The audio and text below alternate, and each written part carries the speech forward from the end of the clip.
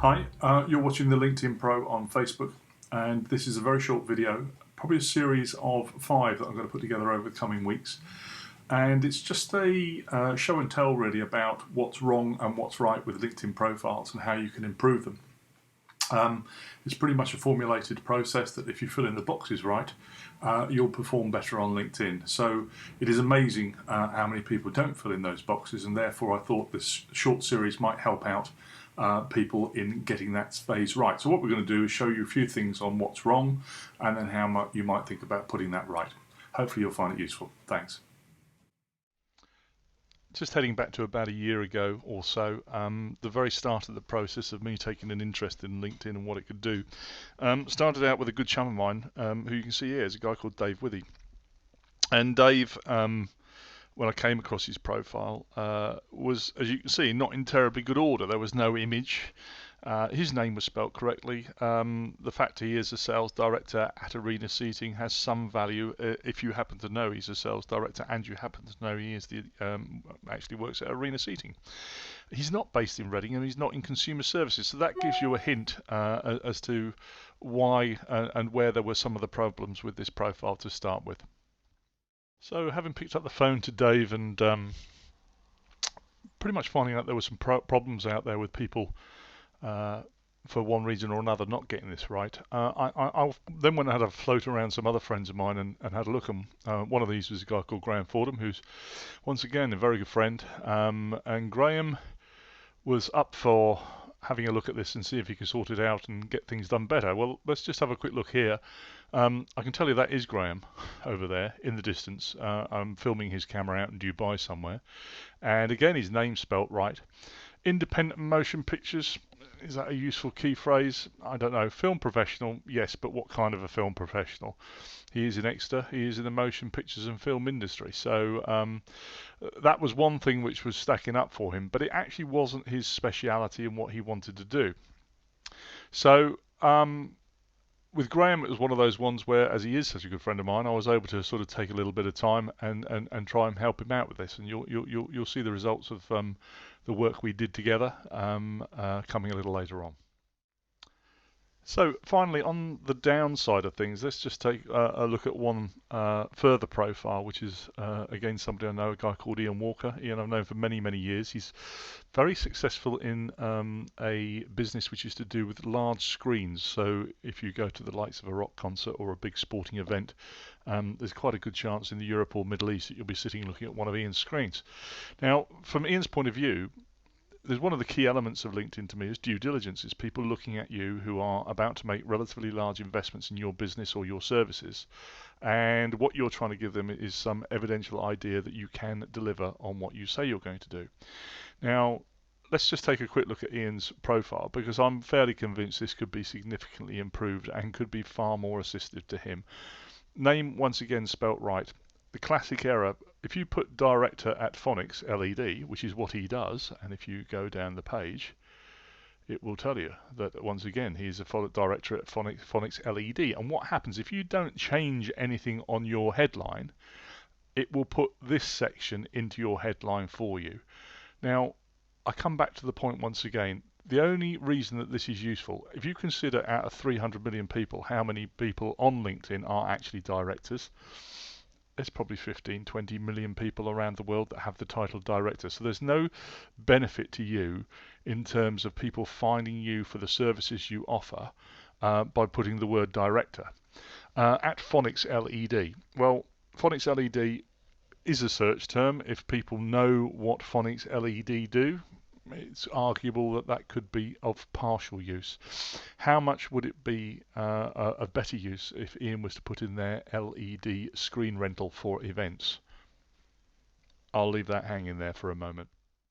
And one very quick last one here. Chris Brogan, I have him here because I've just been reading an email he sends me every Sunday morning, which I enjoy reading.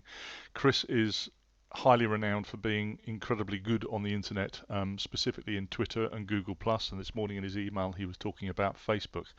Once again, same problem. Chris Brogan, very, very famous guy, is a publisher. And he does own a magazine. I suspect the wording at the bottom there could be a little bit better if we tried.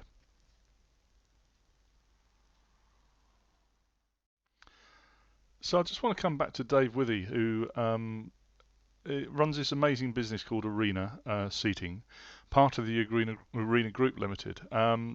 Dave, after having had a chat with him, did take the time to review and put some more effort into his profile, which I'm really pleased he's done. I think it's an awful lot better than it was. So if you recall before, it just had sales director at Arena, which was about as much use as a chocolate ashtray. It also said he was in Reading, which was a lie, and he is near Hungerford, so that's true. And it said he was in consumer services, which was not true, and he now says he's in event services, which is true. If we flow down through Dave's profile, you'll see a lot more detail, some rich content in there about some of the amazing things that that Arena do as a company, like supplying temporary grandstand seating and temporary venues into major sporting events such as the London Olympic Games. So you can read here that London Olympics was easily the highlight of Dave's career. Worked across 9 venues, including design and management of the 15,000 seat demountable beach volleyball stadium. For some reason I say it's 20,000 seats, but it was still an incredible experience for them, and a very, very useful attribute to their business moving forward. So for Dave to mention that in his profile is fantastic. And again, throughout the profile you can see lots of additional facts that were never there before.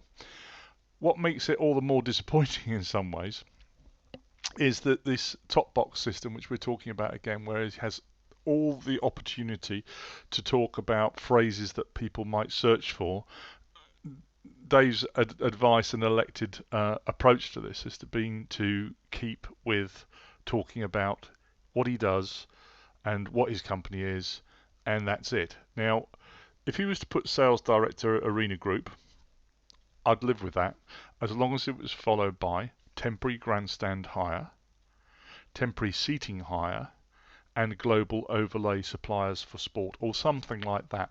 But putting in there that key headline which is going to attract people, search reference terms that are going to be of use to people who are looking for David. It's got nothing to do with what you think about yourself with your LinkedIn profile. It has absolutely everything to do with the people who you want to find you. That's who you're speaking to, and that's who you should address. The whole of a LinkedIn profile has keyword and key phrase references that are used not only by LinkedIn but by Google as well. So to not make use of those phrases that are really going to help you and bring customers to your door, to me seems a bit of an error. And so we come back to Graham Fordham, who I sat with, spent some time with, and offered some advice and help to in terms of how he might put his profile together that would suit the purposes of what Graham was trying to achieve. So let's have a look. Image on the left, smiling face, head and shoulders. That's what he looks like, and he actually looks quite friendly there, which is quite good. As you see underneath the headline, you have current and previous positions. This is why you do not need to put in the headline where you are right now, because it tells you absolutely underneath. It can't be missed. So what we've done with Graham is we've looked up the phrases and the words that are going to suit his purpose. Now, Graham's moved a little bit away from film and industry and has a passion towards helping people with the condition known as dyslexia. And he's become very proficient in doing this. So to have the phrase dyslexia IT consultancy, because he uses Apple and other technology to help people to do that, uses a specific set of phrases and words that apply to that interest, as does Dyslexia Mentor Program Production. So part of Graham's remit is to create media and create films and other aids for people that can gain benefit in their hunt for information on dyslexia. He's also a documentary filmmaker. Speaks for itself. And he runs a business that is a film and TV supply service. So within that 120 characters, it's not a huge amount, but you can see there's way more than MD or sales director of a business. You can get these phrases that are going to help people find you into that top box. So look, that's it for this short video. I hope it's been of use to show you some of the things not to do, and then some idea about what you can do. The If you want to learn more, please look me up on LinkedIn if you like. My profile is there if you'd like to make contact, or you can come to me through the LinkedIn Pro on Facebook. I'll be happy to talk to anybody and offer any further advice that might be of use. Thanks for watching.